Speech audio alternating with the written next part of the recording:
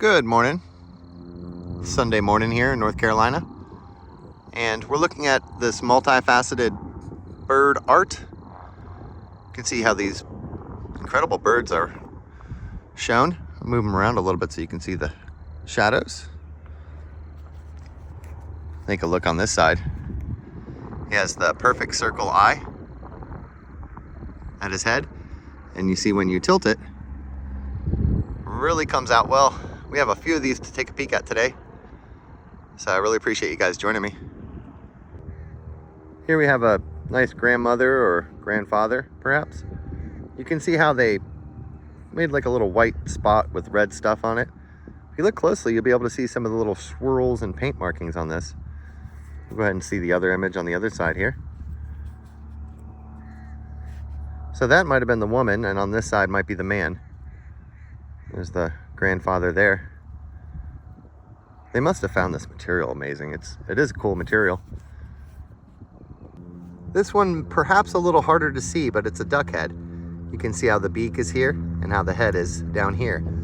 And then what happens is you can remove this top piece and he becomes the man with the big bird head on. So in the yellow silhouette there in the bottom, you can see how there's just a human silhouette. It's a little statue of a person, and then on the top of his head he has a big bird hat perhaps. This is the main outside core, so this is like the main piece here. It's a very beautiful one, and I mean, you guys can see the colors and stuff on this. This whole thing has been dyed, and I believe that generationally they came in and dyed this creek. But look at this guy, huh? He's very beautiful.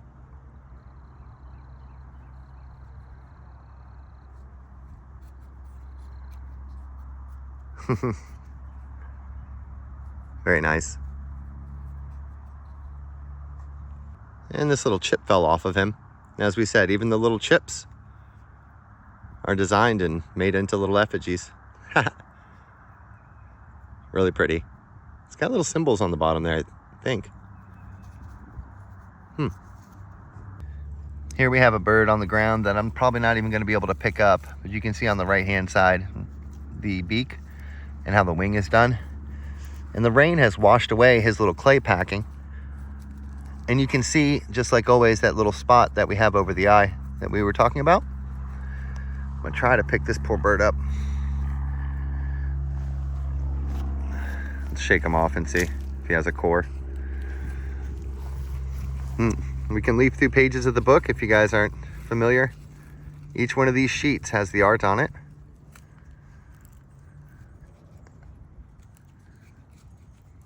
And our core bird is seen right here with a little spot for the eye down there perhaps, in the tail.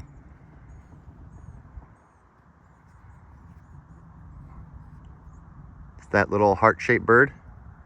It's a meme. Very pretty. Here's a beautiful example.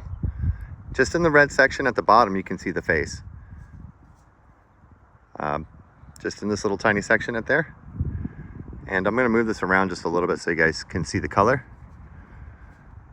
and the paint on him. Give you a look at the face.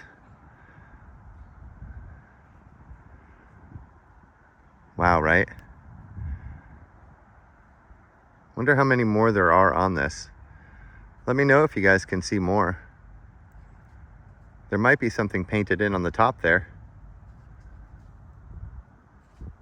But as you guys can see, these aren't your normal rocks, right?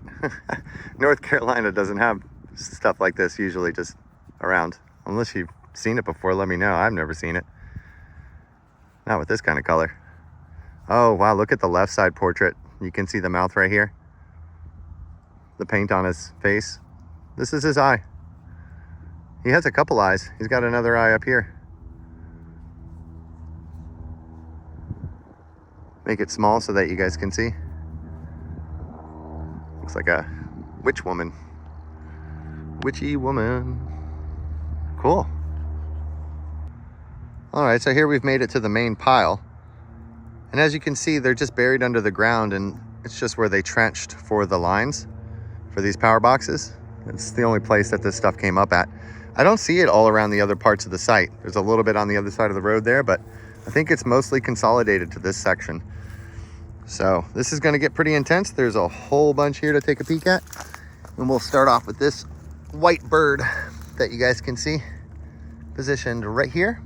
You can see the little beak that I'm pointing at, and its wing and its tail represented there. A lot of these I'm not going to be able to pick up, and that's unfortunate. I'm just going to leave it where it's at.